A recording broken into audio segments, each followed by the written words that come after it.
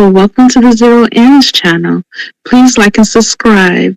Please enjoy our live.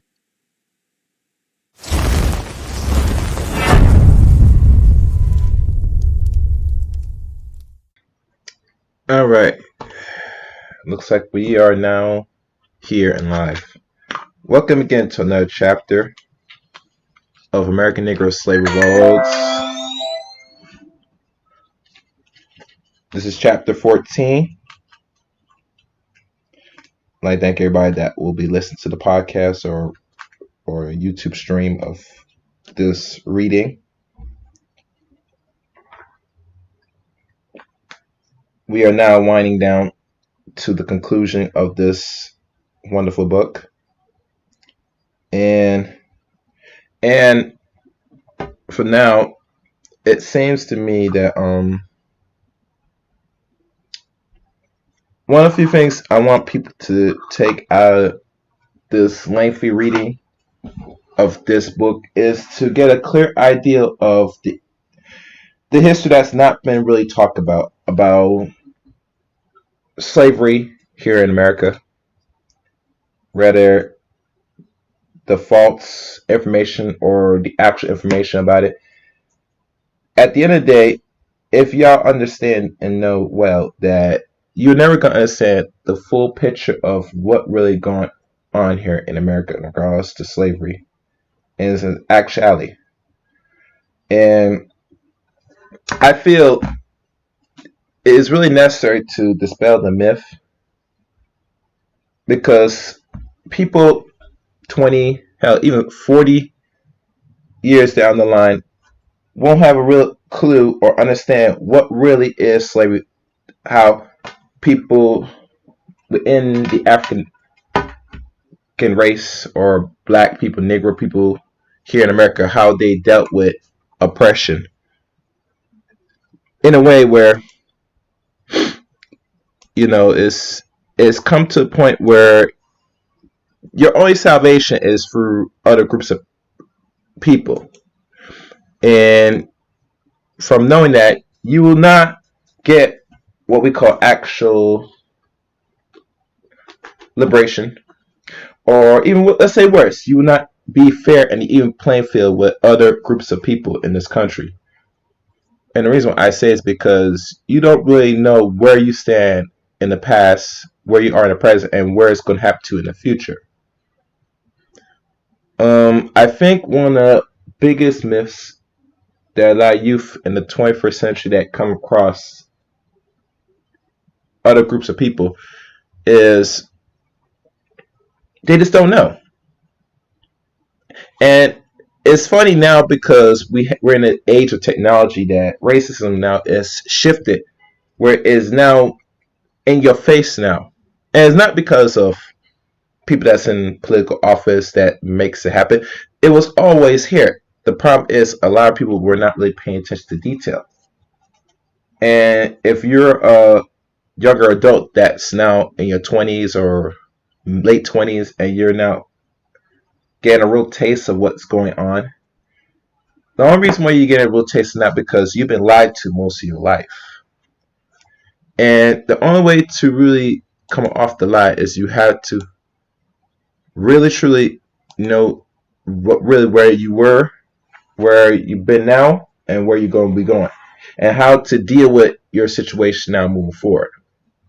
Now, at the end of the day, you know, this reading at the end of it is supposed to get people to have a clear understanding of how your ancestors dealt with oppression and understand it from a logical standpoint and what they had to do to give the freedoms and rights that you indulge and are in comfort today. So that's part I'm gonna say for now. Like I said, once this conclude, I think there will be a playlist of all the episodes for you to go back. And hell, this could be used as a history lesson for enough you to get a clear picture of actual history of slavery from the 1600s up to the late 1800s. And it's still going on today, but that's another story. So as I wait for, give you a few more minutes. And in this chapter, we're going to go through the next 10 years on the mid 1800s. So as I look around, chapter 14, 1850 through 1860. The pre-Civil War decades witnessing an increased straining by the Negro people against the degradation and oppression of their enslavement.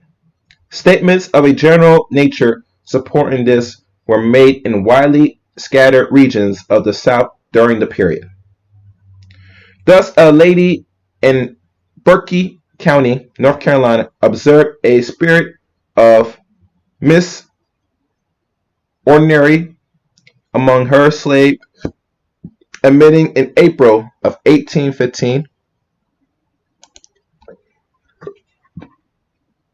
I'm actually 1850. Yep. I have not a single servant at my command. A Virginia newspaper in 1852 commented, "It is useless to disguise the fact that the truth is undeniable that a greater degree of the insubordination has been manifested by the Negro population within the last few months than at any previous period in our history as a state, and insubordination among the Negroes." Early in 1858, a Louisiana paper noted more cases of insubordination among the Negro population than even known before. While the next year, a Missouri newspaper remarks upon the alarming frequent case of slaves killing their owners, it added that retribution seems to be dealt out to the predators who dispatch, and in the form of in which only a people wrongfully up to the highest degree of indignation and incitement would resort. Examples of such retribution with their justification are also indicative of the current of the unrest present in Southern life.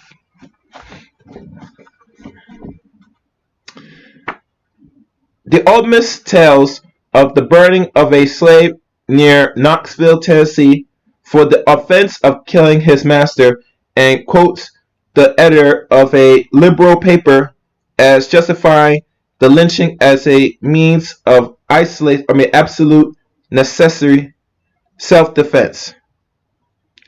He remarks that the same community shortly found 6 legal slaves execution nearly and necessary to the stability of the social order. Similarly, a slave in August of 1854 killed his master at Memphis, Alabama, and according to the Hesley form, vigilance commitment boasted of his deeds. This Negro too was burned alive by the decisions of a meeting of the committee constituting, said a local paper, of men of prudence, deliberations, and intelligence. These men acted from an imperative sense of a necessity of an example to check the growing and dangerous insubordination of the slave population. Precisely the same things happened in the same region in April of 1856, and in January 1857, again on the night of August 1st, 1855, a Pandemont in Louisiana killed a slave who did not stop when hailing, and this was considered proper since a recent disorder among the slaves in New Iberia had made it a matter of importance that the laws relating to the police of slaves should be strictly enforced.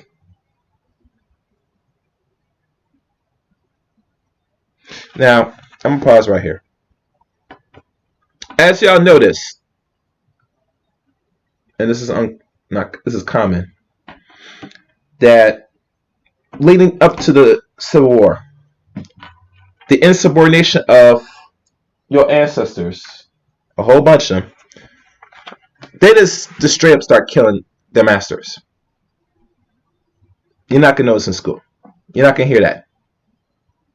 That's some history that they don't talk about leading up to the Civil War. And I find it interesting, even going through this paragraph, that even for the last couple of chapters, they had documents, newspapers talked about this. And as we wind down leading to the Civil War, all you have noticed, if you go back to previous chapters, it only as time progressed, the same slave that stood there, not all, but just enough that let it kept going, did not. They chose that they could not be a slave no more, physically. So they did what they had to do. Now, as y'all know, after the end of slavery, you see they made the black codes, Jim Crow, and all this crap. But even up to that, when you were oppressed physically, your back was against the wall, and you had to act. Normally, most of the men, as you know, are the ones that act throughout enslavement. So when you hear other people talk about, say, that they didn't do nothing at all, and I hear this enough going on in regards to the females that bring out the notion of what the men of this community are doing or not doing. They were doing a lot of work that you're not aware of. Now today, we're not sure because everybody, especially anybody that's a descendant of slaves here, have been very comfortable now for the last 50, I would say now 55 years going on now. Because they noticed that they were not really considered entitled. They're not equal footing playing with other groups of men and women in this country. So they had to do what they had to do. They had to do the marching. They had to take physical altercation. They had to do all these things to get to this point where we see black people in America are at now. So don't be fooled that, leading up to the Civil War, that, most of your ancestors sit there and just waited for Jim Brown and all these other cats to sit there and say, I'm going to liberate you and I will give you necessary tools. No, majority of your ancestors put in some work and they pay a heavy price. So let's continue on. Probably behind these tantalizing, incomplete statements and generalizations, there lurk, at least in some cases, organized schemes for rebellion. There were, in addition, numerous specific cases in conspiracies and revolts from 1850 to the outbreak of the Civil War. In January 1850, there was a great excitement in Lewis County, Missouri, because I am attempting of the Negroes to run away and rise in insurrection. About 30 slave men and women of 4 different owners had armed themselves with knives, clubs, and 3 guns and set out for a free state. They were pursued by a group of men possessing 30 guns among them and were overtaken. The Negroes halted and made their disposition for an obstinate defense. Their pursuits marched towards them in regards orders with present guns. When near enough, they asked them to surrender. They refused. Once more, the whites advanced with John and leader of the slaves, a very powerful Negro and fierce as a grisky bear, armed with clubs and knives, rushed forth to meet them. 2 shots rang out and John fell dead. Undismayed by the occurrence, the Negroes still maintained the same hostility attitude. 5 minutes were given them to consider of their surrender. The women first gave up the implored of men to do likewise. They did, were bound and brought to Canton. The leaders have been shipped to St. Louis and sold.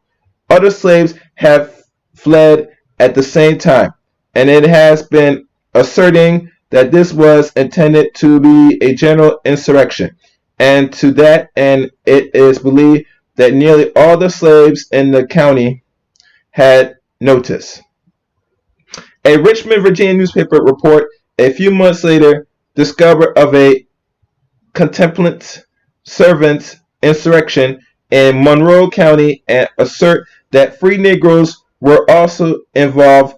About 15 of the leaders were jailed, but the final outcome is not known.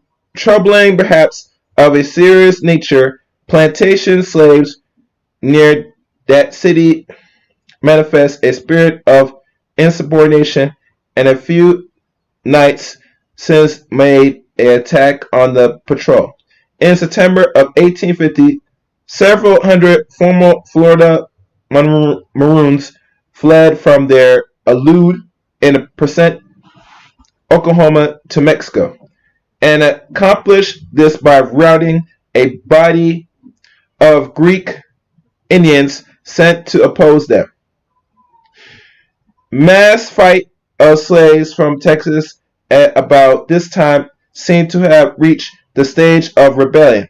Thus, an item in the Liberator of April of 1885 declares, and they quote, Galveston dates to the 28th said that a large number of Negroes in Colorado County had succeeded in escaping into Mexico, and the late extensive plot was only partially frustrated.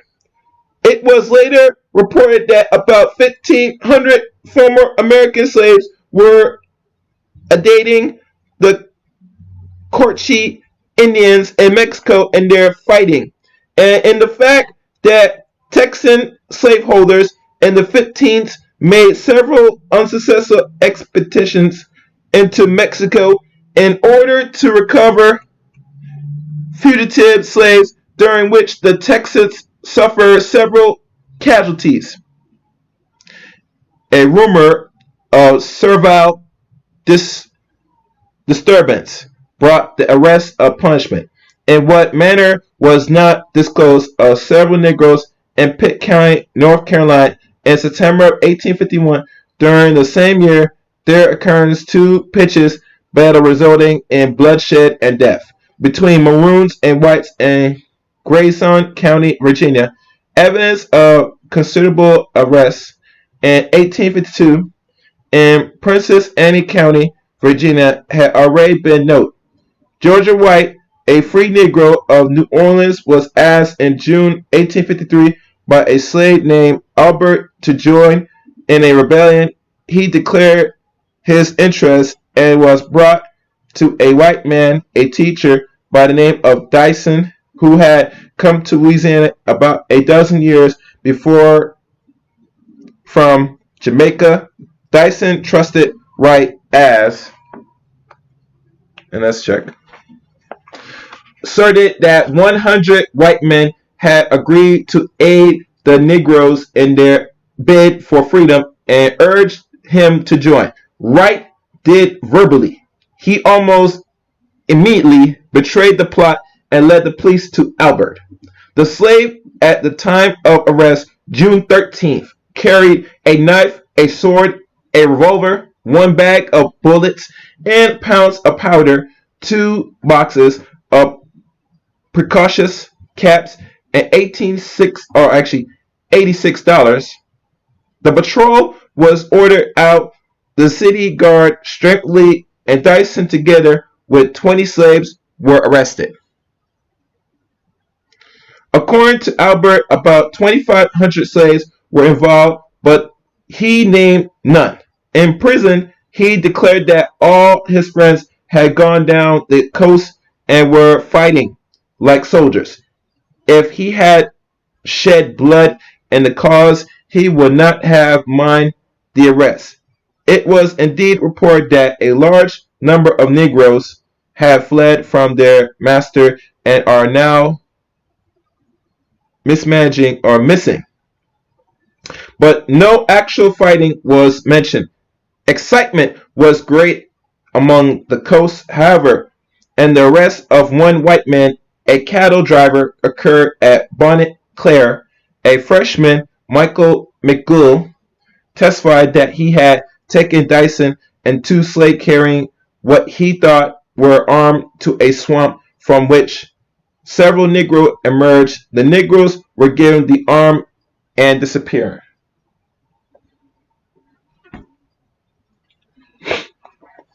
The New Orleans newspaper tended to play down the trouble, but did declare that the city contained malicious and financial or fanatical whites, cutthroats in the name of liberty, murdered and the genuine in philanthropy.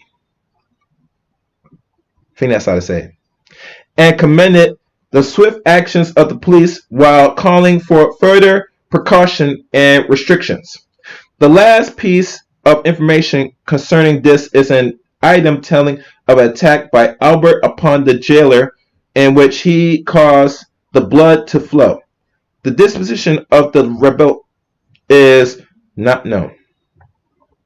In May and June of 1854, of insubordination and cutbreaking among the slaves in Capilla and Graps, Bluffy, Natchitoches Parish, Louisiana, caused great alarms and led to the establishment of the vigilance committees whites were supposed to be implicating, but nothing further than the fact that 16 slaves were in prison is known.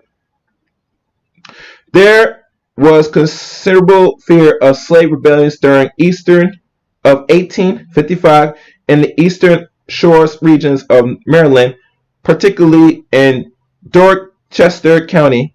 Citizens armed themselves and the holds of the slaves were carefully searched.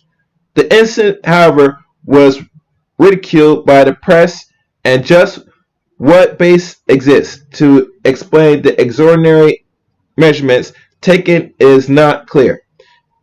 In August of this year, a slave conspiracy was uncovered in Geraldville, Jasper County, Mississippi. Several Negroes were arrested and several whippings. Two whites, unnamed, were implicated, and it was asserted that the conspiracy extended throughout a large section of the county. A letter of October 17, 1855, from Baton Rouge, Louisiana, mentioned a state of great excitement there as a result of reports of Negro arrests or unrest. The news spread like a wildfire, and our citizens turned out in large numbers, armed to the teeth, and the streets and suburbs were patrolled all night. The only concrete result mentioned was that a Negro harbor, Joe Craig, president of a Negro association, was forced to leave the city. The year of 1856 was one of the tremendous civil unrest. The first serious troubling was caused by Maroons in North Carolina. A letter of August 25, 1856, the governor Thomas Bragg, signed by Richard A. Lewis and 21 others, informed him of a very secure retreat for runaway Negroes in a large swamp between Badin and Robeson counties in the area. For many years the past, and at this time there are several runaways of bad and during characterized destructive to all kinds of stock and dangerous to all persons living by or near said swamp. Slaveholders attacked these Maroons August the 1st, but accompanied or accomplished nothing and saw one of their own number killed or their numbers killed. The Negroes ran off, cursing and swearing and telling them to come on. They were ready for them again. The Wilmington, North Carolina Journal of August 14th mentioned that these Negroes had cleared a place for a gardener, had cows and in the swamps. Mr. Lewis and his friend were unable to offer sufficient inducement for Negro hunters to come with their dogs, unless aided from other sources. The governor suggests that magistracy call for the militants and prescribed by law, but whether this was done or not is not known.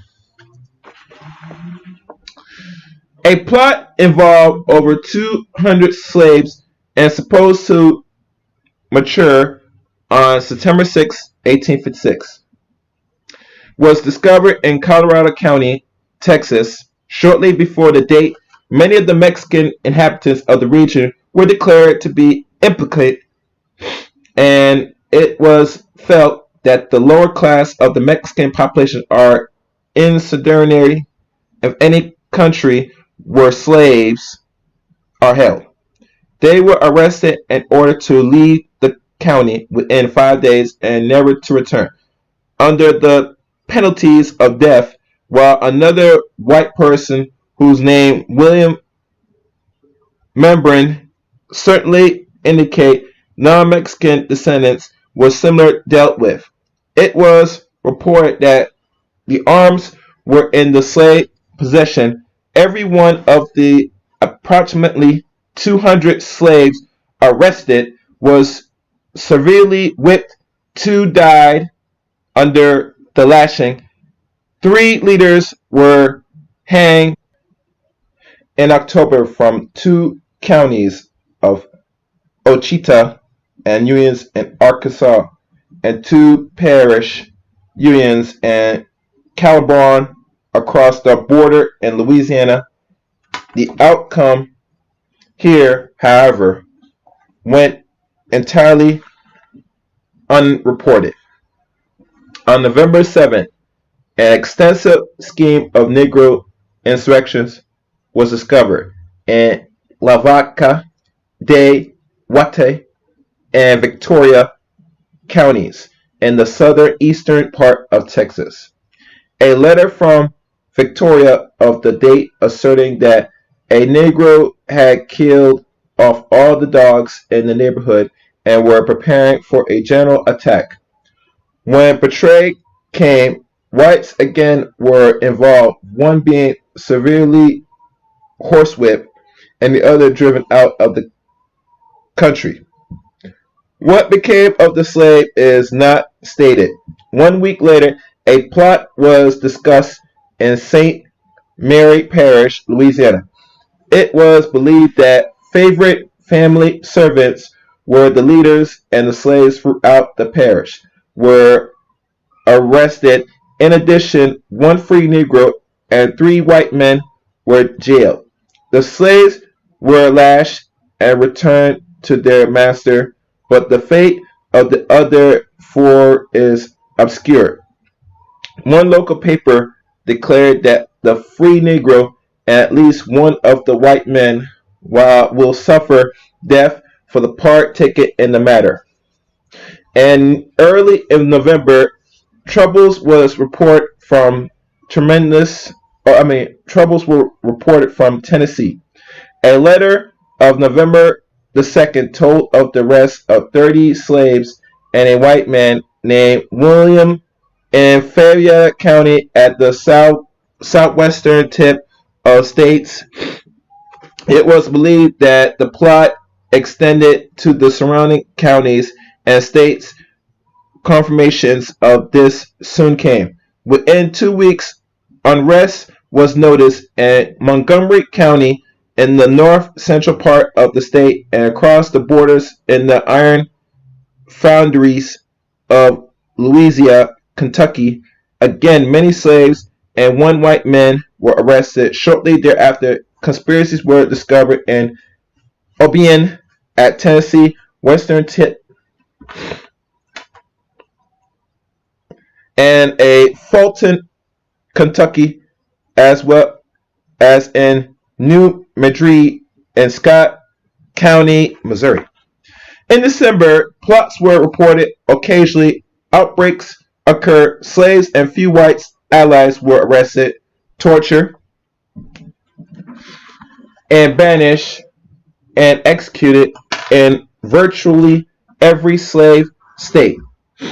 The discontent forced its way through, notwithstanding clear evidence of censorship. Thus, a Georgia paper confessed that slaves' disaffection was a delicate subject to touch, and that it had refrained from giving our readers any of the accounts of contempt insurrections. So right there, they were suppressing information to the public. Again, like I said in previous chapter, they knew what was going on, but they can't let the whole entire country of that time know that there was constant revolts and deaths between slave master and slave.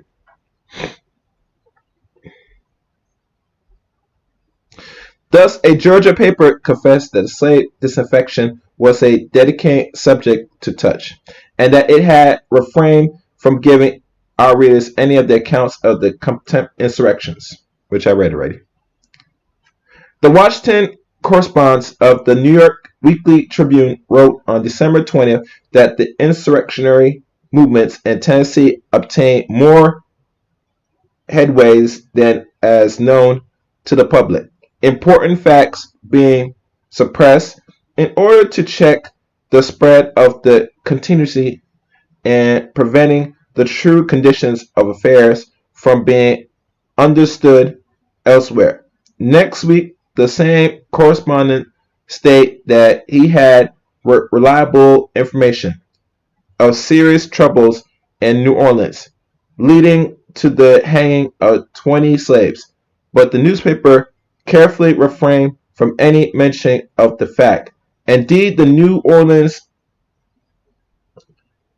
Picayune of December 9th had itself admitted that it had refrained from publishing a great deal which we received by the mail, going to show that there is a spirit of turbulence abroad in various quarters.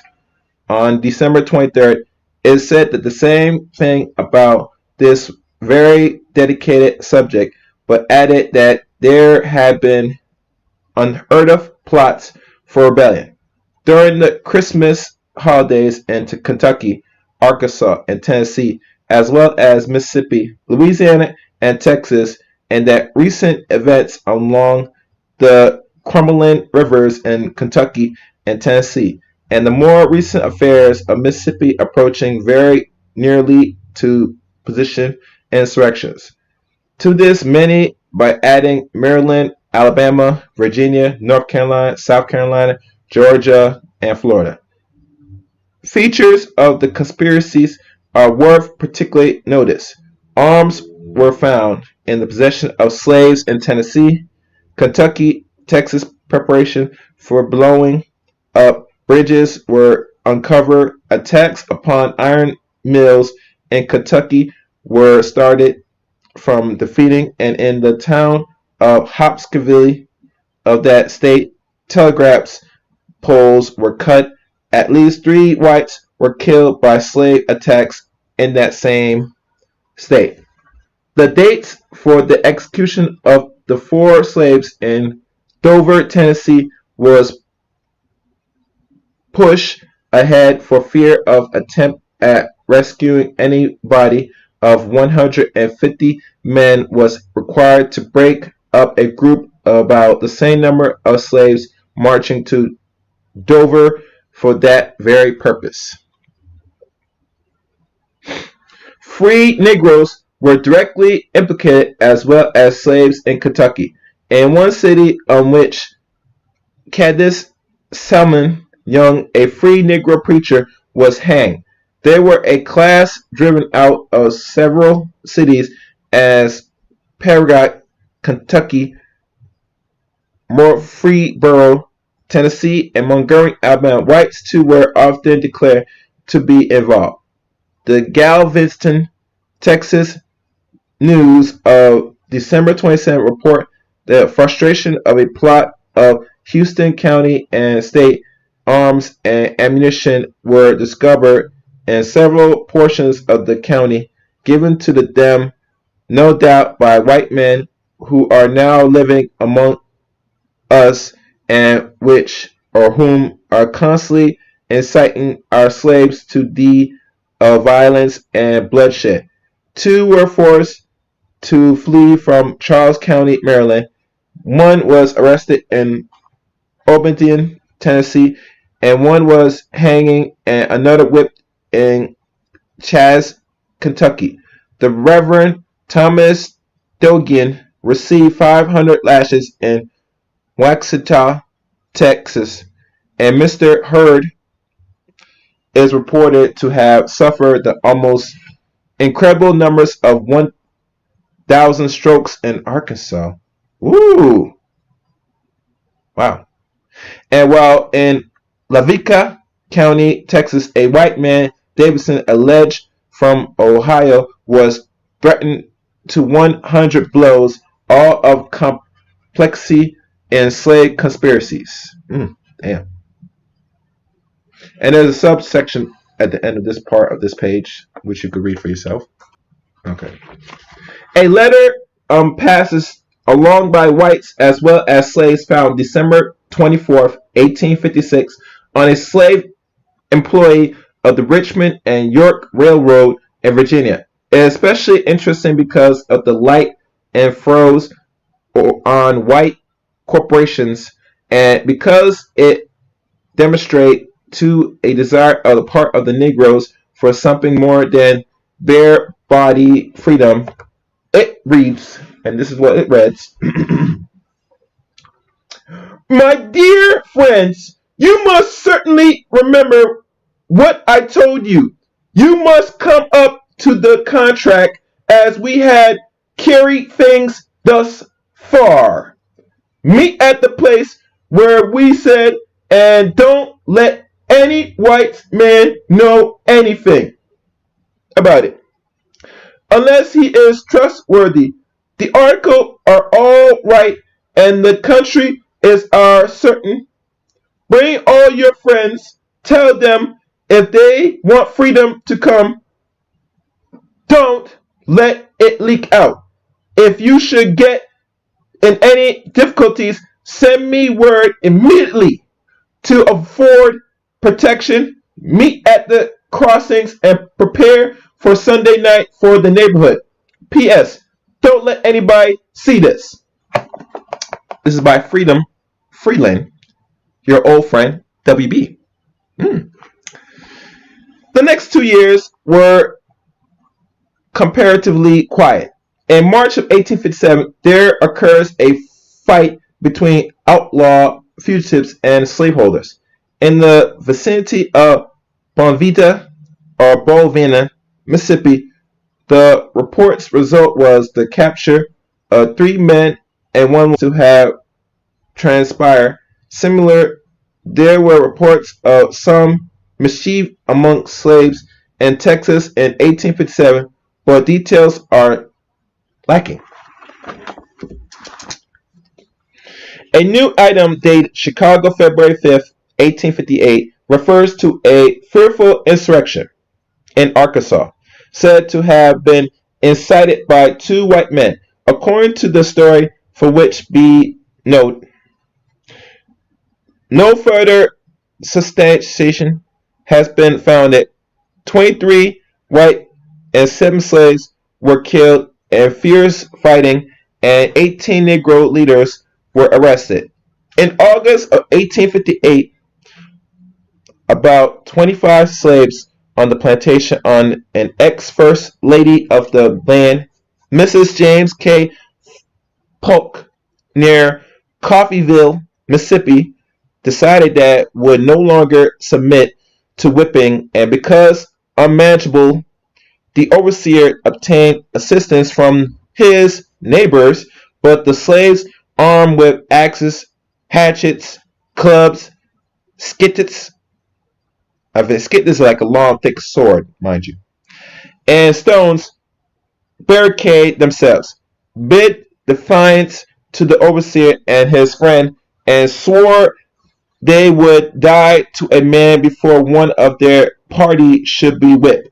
One white man was severely injured in attempts to get at the rebellious Negroes. It was only when, after a few days, some 75 armed men came to the plantation from surrounding communities that the slaves were overpowered. All were whipped according to their several deserts, and four of the leaders were held for trial. At least two Gills, Emmanuel, were condemned to die. A slave woman betrays a plot near Clarksburg, Virginia. Now, West Virginia, in July of 1859, arms were found in the possession of the slaves, 10 of whom were arrested, but their fate is unknown. During the same month, a similar event created much excitement. A Davis County, Kentucky, and result in the banishment of 7 slaves. Early in October, prior to Brown raid of the 17th, there were 2 pitched battles between slaveholder and armed runaway Negroes. One occurred in Chester, Illinois, where runaway Missouri slaves fought valiantly for their freedom. Most of them made good and their escape, but one was killed and 2 wounded were captured. At about the same time, there was a minor engagement with Maroons in Nassau County, North Carolina, resulting in the wounding of 3 Negroes. Of the indomitable band under old John Brown, here's that dude right here. Here he comes up, John Brown. Now, little may be said that has not often been told. It should, however, be remarked that a draw of the lesson from the attempts of failure that the slaves were docile, as has so often been done, is absurd. And it would be absurd even if one did not have the records of bitter struggles of Negro people against slavery. This is so far 2 main reasons. In the first place, Brown raids was made in the northwestern part of the state of Virginia, where slave was on a domestic household of nature and where slaves were relatively few. In the second place, Brown gave the slave absolute no foreknowledge of his attempt. The slaves had thus no way of judging Brown's chances, or even has secretly and in the correct. Let it remember that slave stealing was a common crime in the Old South. The event arose truly tremendously excitement. The immediate result is well indicated in this paragraph, as is titled. A most terrible panic in the meantime seized not only the village and the vicinity of all parts of the state, but several or by every slave state in the Union. Rumors of insurrection, apprehension of invasions, whether well-founded or ill-founded, alter not the proof of the inherent of incredible weakness and insecurity of society organized amongst the slaveholder are base. Many of those rumors were undoubtedly false or exaggerated, both by terror and by anti-black Republican politicians. Bearing this in mind, there yet remains good evidence of a real and widespread disaffection amongst the slaves. Late in November 1859, there were several incendiary fires in the neighborhood of Berryville, Virginia. Two slaves, Jerry and Joe, belonged to Colonel France McCormick, were arrested on the charge of conspiracy and were convicted. An enforce was made to save these slaves from hanging, for it was felt that the evidence against them was not conclusive, and that since, and it quotes, "we of the South have boasted that our slaves took no part in the raid upon Virginia and did not sympathize with Brown, it would appear most inconsistent to now hang two slaves for the same crime." Others, however, urged their execution and justified by the evidence and necessary as an example, for there are other Negroes who deserve just as much punishment. The slave sentencing were committed to imprisonment and the hard labor for life. The Negroes in Bolivar, Missouri, revolted in December of 1859 and attacked their enslavers with sticks and stones. A few whites were injured and badly wounded, and only saved himself by fight. The greatest excitement prevailed, and every man was armed and prepared for the more serious attacks. Later events declared that the excitement had somewhat subsided early in July of 1860. Fire swept over the devastated many cities in northern Texas. Slaves were immediately suspected and arrested. White men were invariably reported as being implicating and frequently notice of their being lashed and executed with slaves occurring. Listing the counties in which plots were reported, cities burned, and rebellions executed will give one idea of extensiveness of the unrest and help explain the objective terrors and association or arousals of Anderson, Austin, Dallas, Denton, Ellis, Greenis, Hempstead, Lamar, Milan, Montgomery, Rusk, Torrent, Walker, and Wood. The region of terror lasted for about 8 weeks, and before it was over, reports of disaffection came from other areas. In August, a conspiracy among the slaves, again with white accomplices, said to have been inspired by a nearby Maroon band, and was uncovered and crushed in Talladega County, Alabama. About 100 miles south of this, in Pine Level, Montgomery County of the South, or at the same state, and that the same month, the arrest of white men and harness makers was reported for holding inappropriate conversations with slaves, soon as shall by observing serious difficulties, embarrassments that reigned. Meanwhile, still in an August plot were uncovered in Whitefield Combs and Floyd County in northwest Georgia, said that the Columbus, Georgia, son of August 29th, by a private letter from Upper Georgia, we learn that the insurrectionary plots had been discovered among the Negroes in the vicinity of Delton, Marietta, and great excitement was occasioned by it. And still prevalent, the slaves had tended to burn Delton, captures a train, and crash on into Marietta, and some 7 miles or 70 miles away. 36 of the slave leaders were imprisoned, and the entire area took on a war-like aspect. Again, it was felt that white men instigate the plot, but since Negro testimony was not acceptable against whites to necessary proof the convicted them was missing.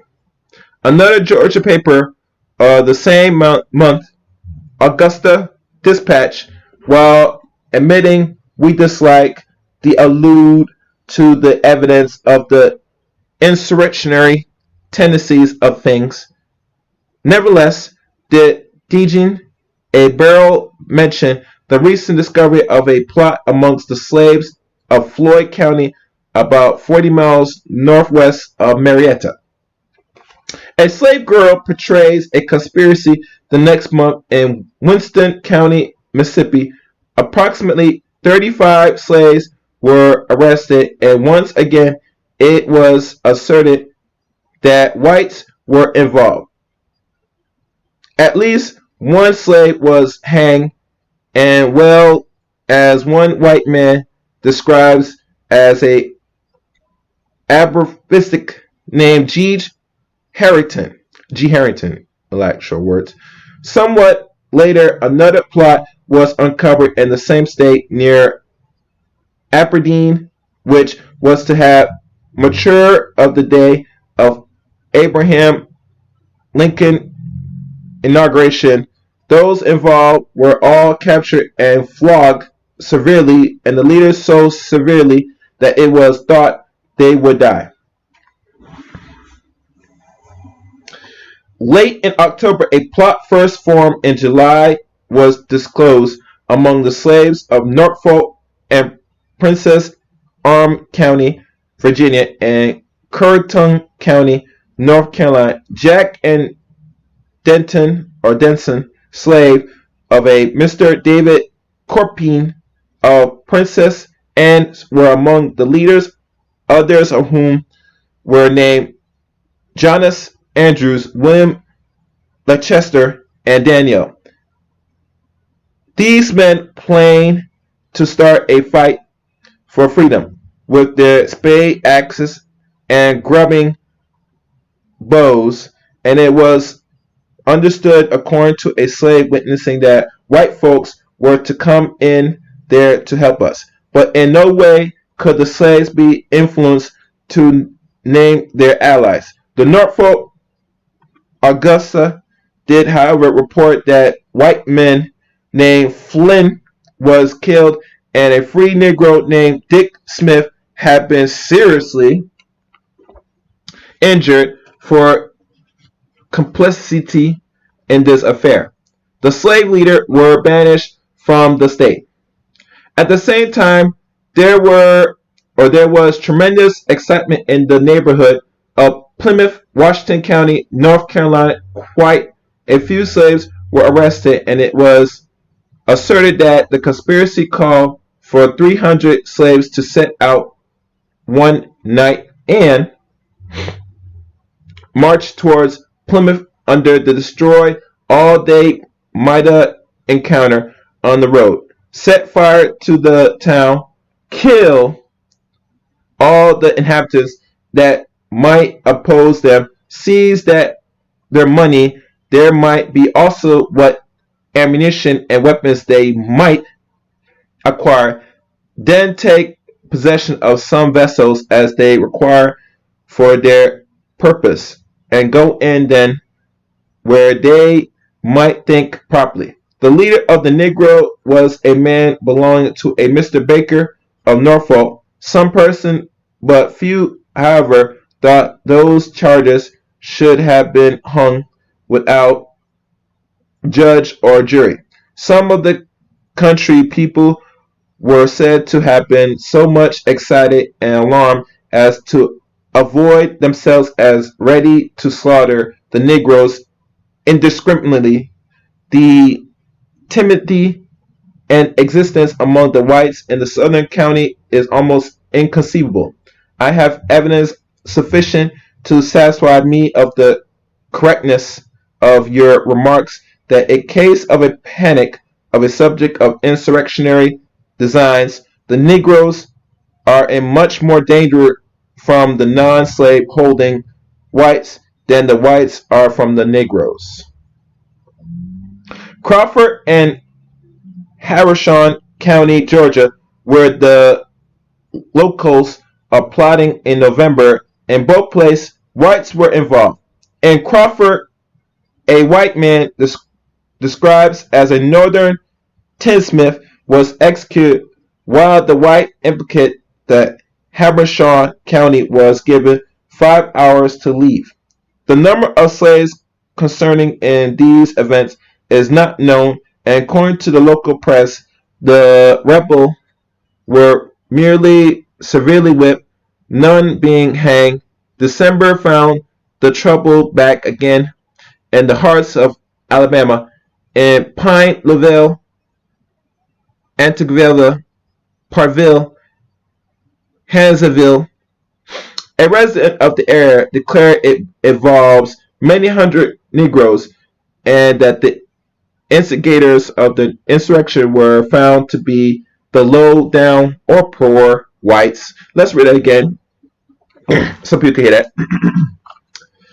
A resident of the area declares involved many hundred Negroes, and that the instigators of the insurrection were found to be the low-down or poor whites of the country. Now, I wonder if this is what the same plot when they try to divide Negroes and other Caucasoids of lower class. That's something that people should probably think about. But, that's what has been read back then. This is historical. Let's continue. It was found that the plot called for redistribution of the land, molds, and money.